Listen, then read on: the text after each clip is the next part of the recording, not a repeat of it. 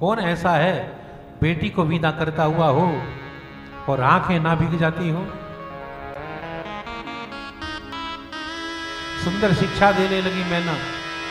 पार्वती देखो, भगवान शिव के चरणों की सेवा करना, उनको ही अपना देव मानना, ये जीवन गंगा की धारा है बेटी।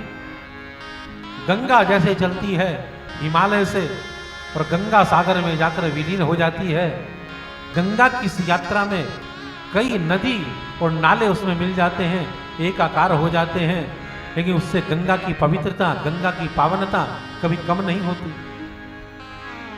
वैसे ही जीवन में भी सुख दुख के कई मोड़ आएंगे, लेकिन जीवन का पावित्र कभी खंडित नहीं होना चाहिए। सुंदर शिक्षा देने लगी। अपने पिता से मिलने के लिए पार्वती चली। वृद्ध हिमालय खड़े हुए हैं अपने आप को मजबूत बनाकर, लेकिन जैसे ही पार्वती जाकर अपने पिता के गले से लगी, सारी स्थिरता पिघल गई और बालक की तरह फूट फूट कर हिमालय रोने लगे। ये प्रसंग ही ऐसा है। कोई पिता ऐसा नहीं होता जो बेटी को विदा करता हुआ हो और उसकी आंखें न भीग जाती हो। विदेह राज जनक वैदेही को विदा करते हुए अपने आप को नहीं संभाल सके। महर्षि कर्ण रोने लगे शकुंतला को विदा करते हुए।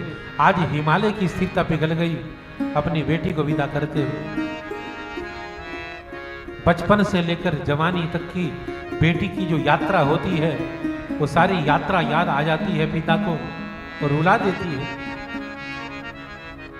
बचपन से लेकर जवानी तक घर की हर चीज को मेरी मेरी कहती है। ये मेरी अलमारी है, ये मेरा कमरा है, ये मेरे खिलौने हैं, ये मेरा घर है। घर की हर चीज को मेरी मेरी कहती है बेटी, लेकिन जब उसकी शादी कर दी जाए, एक क्षण में सब कुछ पराया करके अपने पति के घर के लिए रवाना हो जाती है।